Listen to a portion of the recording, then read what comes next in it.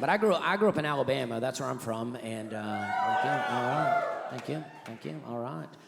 And my dad still lives there. My dad lives on a farm, and he used to have this field where he had this big ditch where he used to throw a lot of trash and old appliances and paint cans and stuff like that. He's a big environmentalist, and that ditch was just full of stuff. And one day this guy came along, and this guy wanted to dig around in that ditch, you know. My dad was like, nah, there ain't nothing worth digging around in out there. And that guy was like, nah, man, I love digging around and stuff like that. So my dad was like, all right, man, well, if you love it, you know. Go dig around down there. So the guy goes down there, starts digging around in that ditch. About a half hour later, my dad hears this big explosion.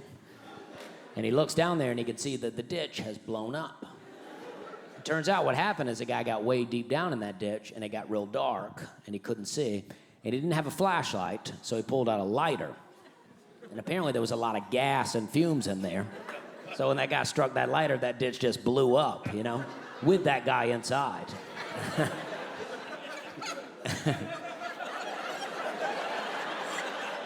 I was like, dang, was that guy okay? My dad was like, yeah, he was a little disoriented, but he was okay. And then that's all he ever really said about it, so I don't know. One time when I was a little kid, I was about this old, I was about 8 or so. I don't know how old that is, and me and my dad, we were cleaning out this swimming pool, right? And my dad had a pool vacuum, I had a little net, and we're trying to clean it up, and there's this big bullfrog in the pool, and we want to catch it and set it free. You know, we want to save that frog's life. So I jump in there, try to catch it, it's too fast. I try to scoop it up with a net, it keeps jumping out. And my dad had this idea. He thought the frog would be too big to get sucked up the pool vacuum. So he thought he could just catch it like this, then that frog just kind of ride the suction on up to the top, you know? And then we'd take it off and set it free. That was the dream. But turns out that frog was not too big to get sucked up that pool. I don't know who saw that coming. Got sucked up right away. I remember seeing it come up the hose. It was stretching it out all along the way. Real cartoon-like, you know? Like a snake had eaten it. And then when the frog got to the top, it was all busted open, and it had died. That's not what we wanted to happen, but the frog did die that day. And my dad also had this VHS camcorder, right? He used to film everything. He filmed everything. I found a tape labeled Christmas and Court. I was like, dang, the holidays took a turn, huh?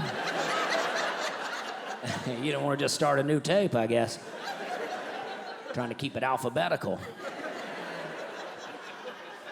So I'm digging through these tapes. He had a bunch of tapes. I'm digging through them, and I find this one, and I start watching it, and I come across this video, and it's a video of me and my dad talking. I'm still a little kid, you know, and we're talking all about the Frog Day.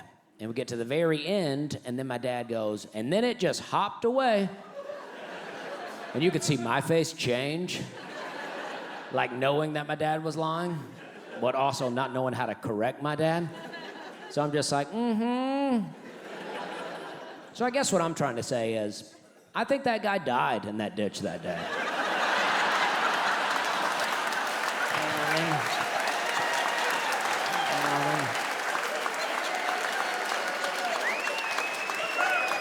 That's what I think happened.